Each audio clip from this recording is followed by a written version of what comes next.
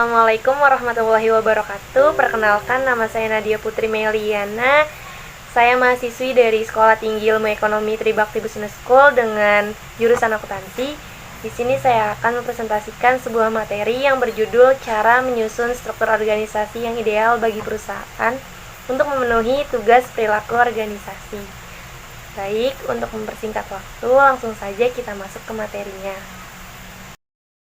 Sebelum masuk ke inti materinya, alangkah baiknya kalau kita mengetahui definisi struktur organisasi itu sendiri. Apa itu struktur organisasi? Struktur organisasi yaitu sebagai suatu garis hierarki yang mendeskripsikan berbagai komponen yang menyusun perusahaan, di mana setiap individu atau sumber daya manusia pada lingkup perusahaan tersebut kemudian memiliki posisi dan fungsinya masing-masing. Adapun beberapa fungsi struktur organisasi. Yang pertama yaitu memberi kejelasan tanggung jawab. Yang kedua, menjelaskan kedudukan dan koordinasi masing-masing penyusun perusahaan. Yang ketiga, menjelaskan bagaimana jalur hubungan antara masing-masing hierarki. Dan yang terakhir, memberikan uraian tugas yang dibebankan secara jelas. Setelah memahami arti dan fungsi dari struktur organisasi, langsung aja kita masuk ke 7 poin penting dalam membuat struktur organisasi. Yang pertama yaitu merancang struktur organisasi perusahaan sesuai dengan visi dan misi.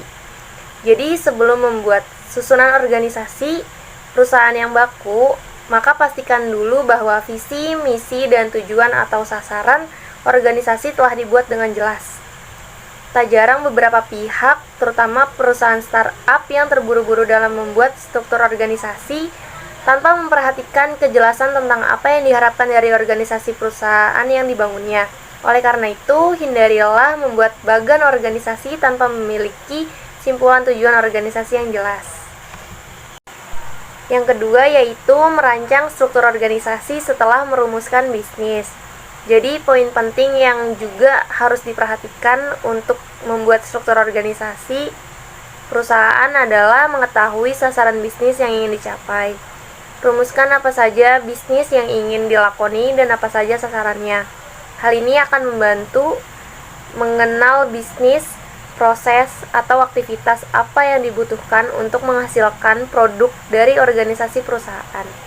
Dengan demikian, akan lebih mudah mengembangkan struktur dengan kejelasan aktivitas. Selanjutnya yang ketiga yaitu pertimbangkan bakat serta talenta pekerja. Langkah berikutnya yang wajib dilakukan adalah melakukan analisa dan pengamatan terhadap kemungkinan tersimpannya keahlian-keahlian pada pekerja Anda. Bisa saja selama ini organisasi Anda memiliki banyak talenta tersimpan, tapi tidak ditemukan, digunakan, atau dioptimalkan untuk kemajuan perusahaan Anda. Oleh karena itu, bagi pemilik perusahaan amatlah penting mengenali karakter dan kemampuan bawahan Anda. Sehingga dengan menggunakan talenta yang ada dan mengoptimalkan bakatnya akan membuat bisnis Anda berjalan lebih baik. Yang keempat yaitu mempertimbangkan umur pekerja. Dalam agenda membentuk struktur organisasi perusahaan, faktor umur menjadi salah satu yang patut dipertimbangkan, sehingga perusahaan mampu menempatkan mereka pada posisi atau jabatan-jabatan yang sudah dirancang. Umur merupakan indikator umum dari tingkat kedewasaan, kematangan, dan kecekatan melakukan pekerjaan. Yang kelima yaitu berlakukan self-assessment pada pekerja. Ketika operasional perusahaan berjalan sekian waktu, mungkin perusahaan perlu melakukan evaluasi ulang terkait penempatan posisi setiap pekerja. Kegiatan self-assessment atau menilai diri sendiri mungkin perlu dilakukan untuk mendukung bahwa jabatan mereka saat ini masih relevan dengan bakat dan talenta mereka.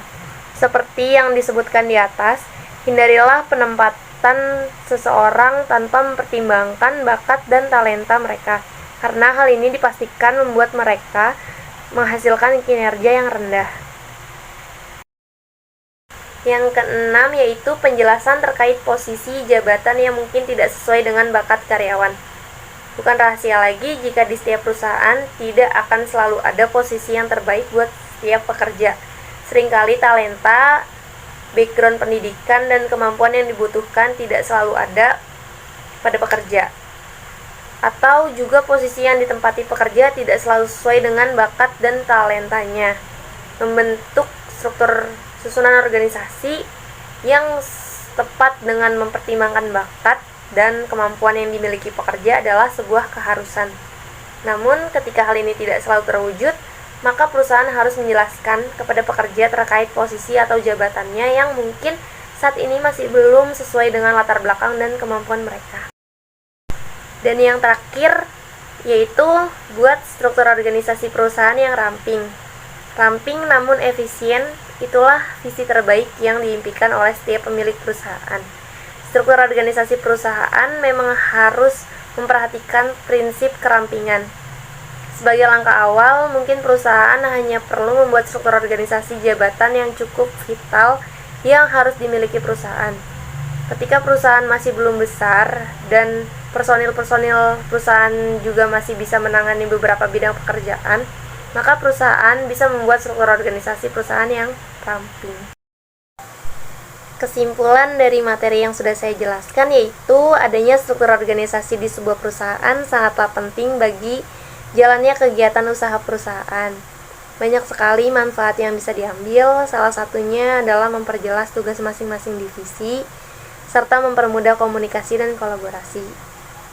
Struktur organisasi di setiap perusahaan pastilah berbeda-beda, namun umumnya terdapat jajaran direksi, manajer, dan kepala divisi. Divisinya bagaimana dan rangkaiannya juga seperti apa harus dicocokkan dengan tujuan dan kebutuhan perusahaan.